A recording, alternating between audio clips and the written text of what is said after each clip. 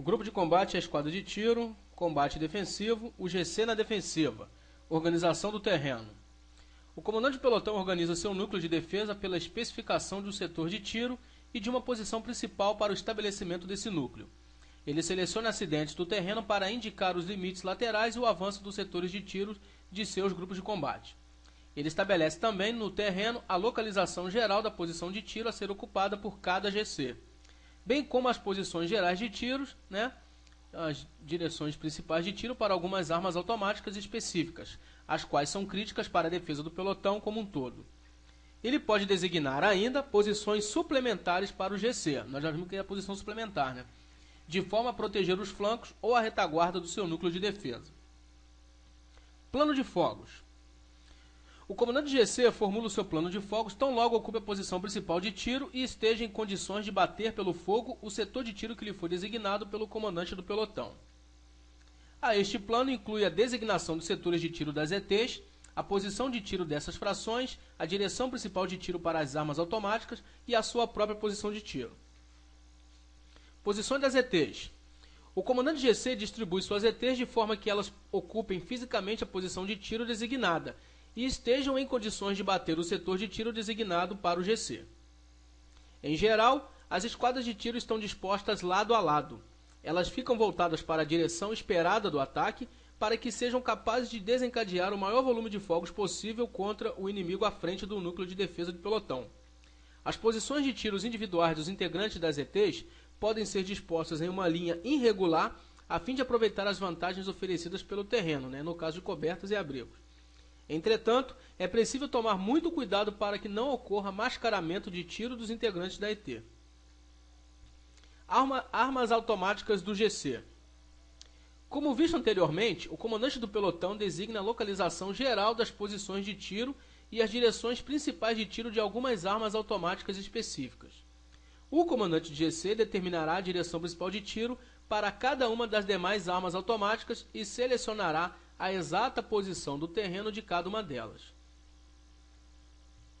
Posição do comandante GC. Ela é usualmente designada imediatamente à retaguarda das ETs, no centro do dispositivo defensivo do GC.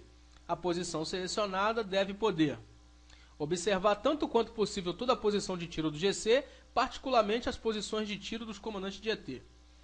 Observar o setor de tiro determinado para o seu GC, e manter o contato visual com o seu comandante de pelotão. Esboço do plano de fogos. O comandante de GC prepara o croquis com plano de fogos em duplicata. Ou seja, ele faz duas cópias. Ele entrega uma cópia do croquis ao comandante do pelotão para sua aprovação e mantém a outra consigo.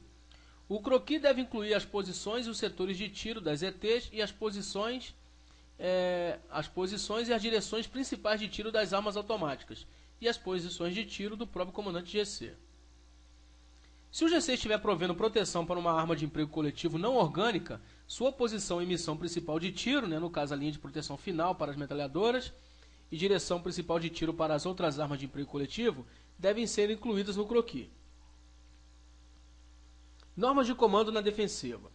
Tão logo receba a ordem de defesa do comandante pelotão, o comandante GC segue os passos das normas de comandos para fazer o melhor uso do tempo, novamente, o tempo, dos equipamentos e do pessoal.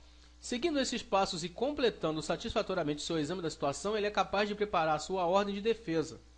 Esta ordem segue o modelo tradicional da diretiva com 5 parágrafos e inclui informações sobre o inimigo e localização e identificação das frações adjacentes e a localização das armas de apoio instalada no interior da posição do GC.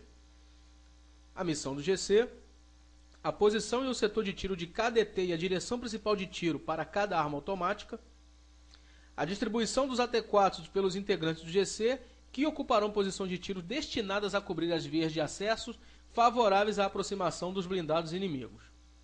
Organização do terreno, prioridade de trabalho, segurança do GC e qualquer outra instrução que o comandante do GC julgue necessário. Os detalhes pertinentes ao apoio de serviço ao combate, tais como remuniciamento, abastecimento dos suprimentos destinados à preparação das fortificações de campanha, a localização do refúgio de feridos da companhia e dos postos de saúde do batalhão de infantaria. Sinais pré-estabelecidos, tais como pirotécnicos e sinais sonoros, forma como será indicado o momento de abertura de fogo ou de execução dos fogos de proteção final. E por último, a localização do comandante do GC e do comandante de pelotão. Plano de defesa do GC. Após a divulgação de sua ordem de defesa, o comandante de GC posiciona suas ETs para cobrir o setor de tiro determinado. Antes que os detalhes para a preparação para as posições de tiro sejam iniciados, o comandante do GC verifica o setor de tiro de cada ET e a capacidade de cada uma delas manter esse setor sob observação. Durante essa verificação das posições de tiro, ele se assegura que os setores estarão convenientemente sobrepostos e que a densidade de tiro desejada possa ser desencadeada sobre as prováveis vias de acesso do inimigo.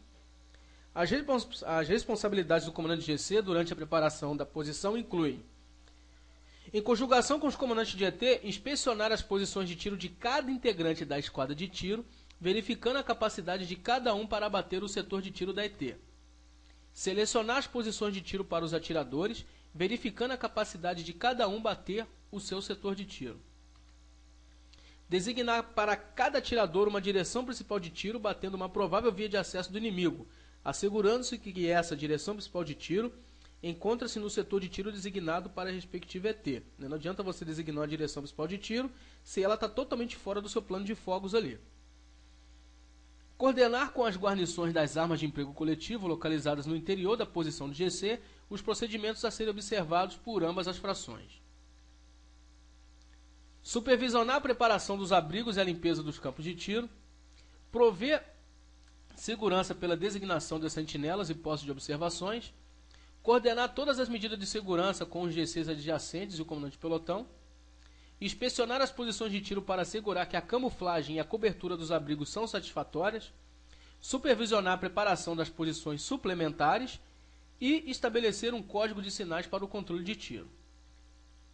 Sinais para abertura de fogos. Normalmente, um limite avançado é estabelecido para designar a distância na qual as esquadras de tiro podem abrir fogo. No caso dos fuzis de assalto 5.56 e as armas automáticas Mini-Me, este limite pode se estender tão para a frente quanto o alcance máximo dessas armas. Assim que o atacante ultrapassa esse limite, ele será submetido aos fogos do GC. Esta medida facilita o controle de tiro, assegurando que as armas portáteis não comecem a executar tiros prematuramente ou os retarde por demais. Sinal para desencadear os fogos de proteção final.